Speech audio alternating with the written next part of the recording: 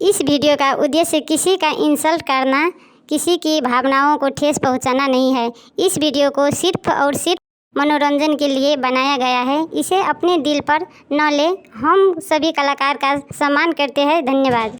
ठोक ठोकियो भाभी अहक प्यास लगलिया, पटा ठोक ठोकियो भाभी अहक प्यास लगलिया, अहक भैया के संग माँ पानी आब, पटा ठोक ठोकियो भाभी अहक रोद लगलिया, अहक भैया के संग में छाता आबैया, अहक भैया के संग में छाता आबैया, पटा ठोक ठोकियो भाभी अहक भूख लगलिया, अहक भैया के संग खाना आबैया, पटा ठोक ठोकियो भाभी अहके भूख लगलिया।